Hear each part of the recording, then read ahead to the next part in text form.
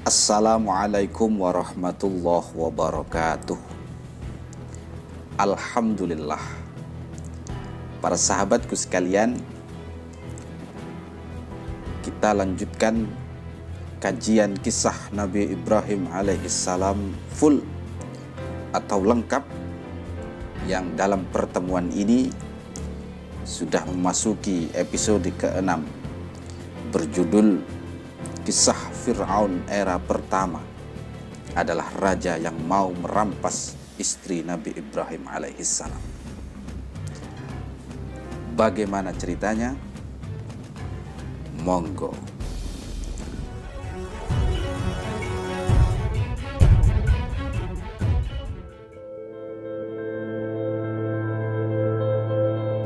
Para sahabatku sekalian, setelah Nabi Ibrahim alaihissalam selamat atas pembakaran api oleh para kaumnya, oleh Raja Namrud, lalu kemudian Raja Namrud mendatanginya dan berkata, "Hai Ibrahim, sungguh aku mengakui bahwa Tuhanmu lebih besar, lebih hebat. Dengan kebesarannya, dengan kehebatannya, dengan kemampuannya telah menyelamatkanmu dari ganasnya api. Sungguh, aku mau berkurban kepada Tuhanmu sebab kebesarannya, sebab kekuasaannya, dan sebab keteguhanmu tidak tunduk kepada siapapun kecuali kepadanya."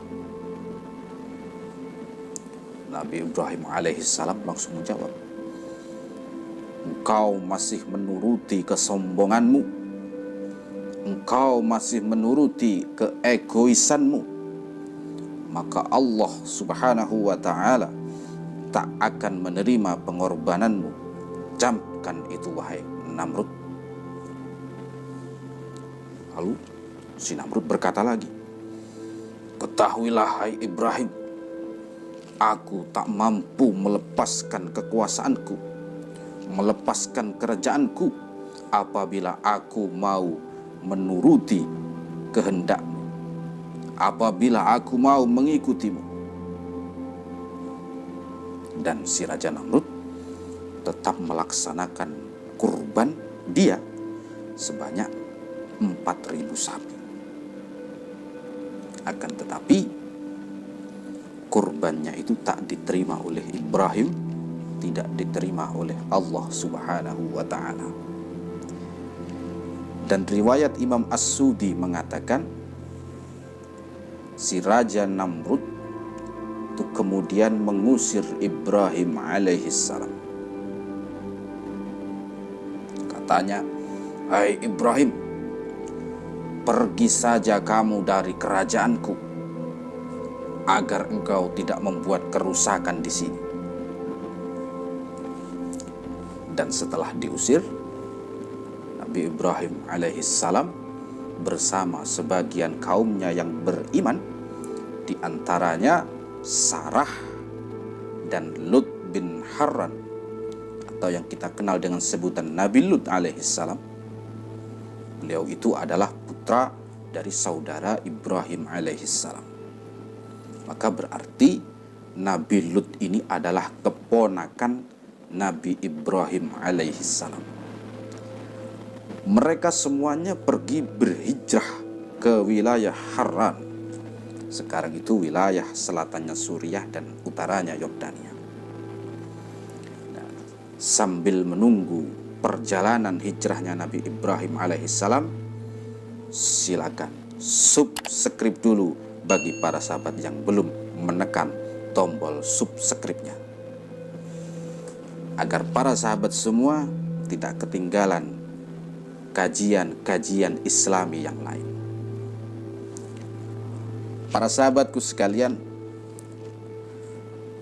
setelah sampai di tempat itu, kemudian Allah subhanahu wa ta'ala memberi wahyu kepada Nabi Ibrahim alaihissalam untuk menikahi Sarah. Dan setelah menikah, Nabi Ibrahim alaihissalam berdagang di wilayah itu. Sehingga Nabi Ibrahim alaihissalam sudah punya cukup modal yang banyak, harta yang banyak, dan bisa membeli pakaian yang indah bagi istrinya Sarah. Karena memang Dewi Sarah ini adalah sosok wanita yang paling cantik di zamannya, melebihi kecantikan wanita-wanita yang lain. Wah, pokoknya sip. Kemudian Ibrahim alaihissalam, istrinya dan beberapa kaumnya yang beriman itu pindah lagi menuju ke Mesir.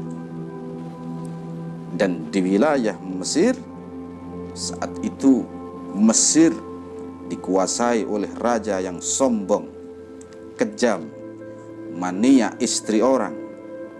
Apabila ada tamu atau rombongan yang berkunjung di wilayah itu, kalau tamu itu punya istri yang cantik, maka si raja itu langsung membunuh suaminya dan mengambil istrinya.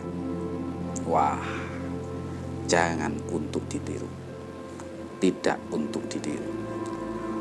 Para sahabatku sekalian dan para ulama berbeda pendapat tentang nama raja tersebut. Menurut Imam As-Sudi di dalam kitab Bada'i'uz Zuhur, namanya itu Tautis. Menurut Imam As-Suhaili itu namanya Amr bin Imri al-Qais bin Sabah. Dan menurut Imam Qutaibah namanya Saduq. Akan tetapi kami mengambil pendapat yang ada di dalam kitab Al-Kamil Fit Tarikh, yang mengambil makalah dari pendapatnya Imam At-Tabari. Raja itu adalah generasi Fir'aun pertama, bernama Sinan bin Alwan bin Ubaid bin Aulij bin Amlak bin Lawul bin Sam bin Nuh alaihissalam. Maka berarti raja itu adalah nenek moyang Fir'aun pada zaman Nabi Musa alaihissalam. Fir'aunnya Nabi Musa. Dan sebenarnya Nabi Ibrahim alaihissalam sudah paham tentang tabiat si raja yang suka mengambil istri orang.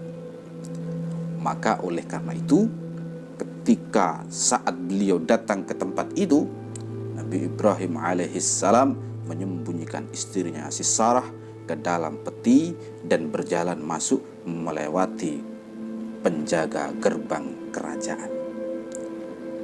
Dan tiba-tiba Nabi Ibrahim alaihissalam dihadang oleh penjaga kerajaan dan memeriksa segala macam perbekalan yang dibawa oleh Nabi Ibrahim alaihissalam. Lalu kemudian penjaga kerajaan itu membuka kotak atau peti perbekalannya, dan penjaga tersebut menemukan ada wanita cantik yang bersembunyi di dalamnya. Maka sang pengawal langsung membawa Nabi Ibrahim alaihissalam dan istrinya si Sarah untuk dihadapkan kepada sang raja. Para sahabatku sekalian, si raja ini kemudian bertanya, "Hei Pak, siapa wanita yang bersamamu ini?" Kata Nabi Ibrahim, "Dia adalah saudaraku baginda." Jawab Ibrahim alaihissalam. Karena kalau mengaku istrinya, Nabi Ibrahim alaihissalam langsung akan dibunuhnya. Kata raja itu, cantik juga dia ya. "Hei Pak, nikahkan aku dengan saudarimu. Tidak usah banyak cincong. Hei pengawal, bawa wanita ini ke dalam kamar, karena dia akan aku ambil sebagai istri." Perintah sang raja. Dan sang raja mengambil secara paksa Sarah, istri Nabi Ibrahim alaihissalam. Para ahli riwayat mengatakan Allah subhanahu wa ta'ala kemudian membuka mata hati Nabi Ibrahim alaihissalam agar bisa tahu keadaan istrinya saat dibawa sang raja. Dan Nabi Ibrahim alaihissalam tidak berhenti-henti berdoa, sholat, memohon kepada Allah Subhanahu wa taala agar istrinya itu dalam lindungannya. Lalu di dalam sebuah kamar, ketika sang raja mau mendekati Sarah dan mau memegang tangannya, tiba-tiba raja itu lumpuh, jempe, kena stroke mendadak. Aduh, ampun Mbak Yu, tobat. Pinta sang raja sambil mengerang kesakitan. Tak berapa lama, lumpuhnya itu sembuh. Dan sang raja kembali mau berbuat nakal lagi. Setelah akan berbuat, lumpuh lagi.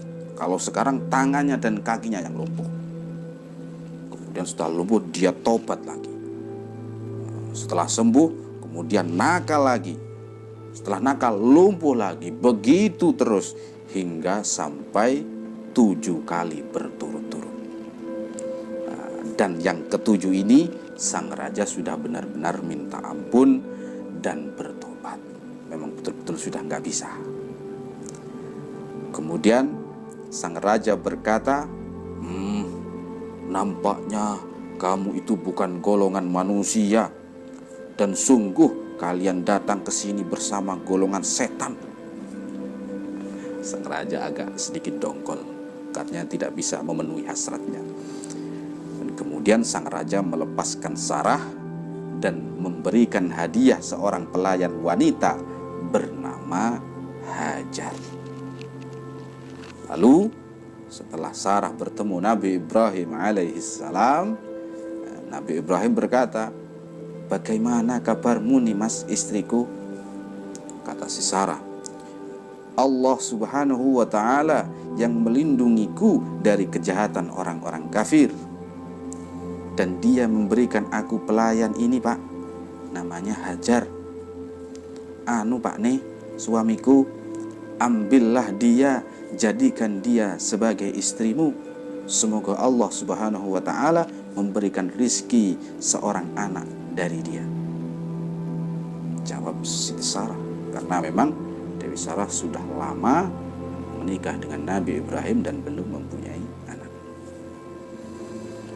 Dan setelah Nabi Ibrahim alaihissalam menikahi Hajar, lalu Ibrahim dan keluarganya hijrah pergi lagi menuju wilayah Syam atau Palestina dan bermukim di sana bersama suatu kaum di lembah bernama Lembah Tujuh.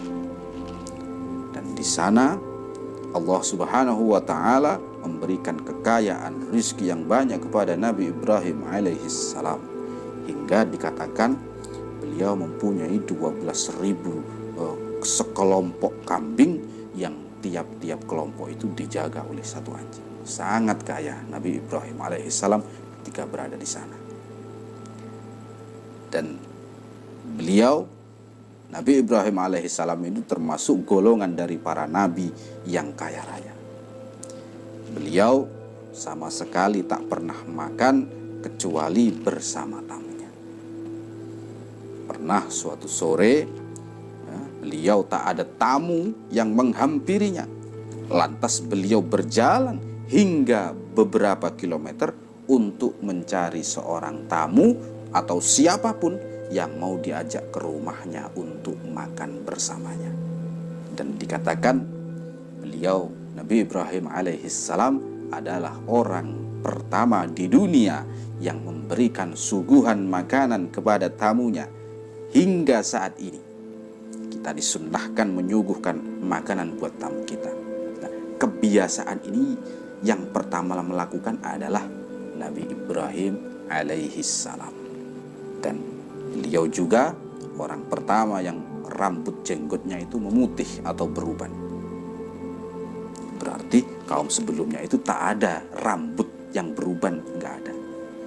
Beliau lantas mengadukan kepada Allah Subhanahu wa ta'ala, "Wahai Tuhanku, apa ini?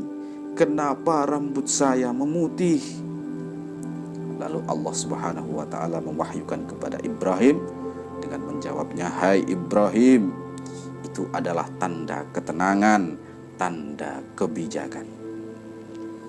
Maka itu berarti orang yang sudah beruban, orang yang rambutnya sudah memutih harus merasa lebih tenang, merasa lebih bijak dalam menaungi segala permasalahan kehidupan.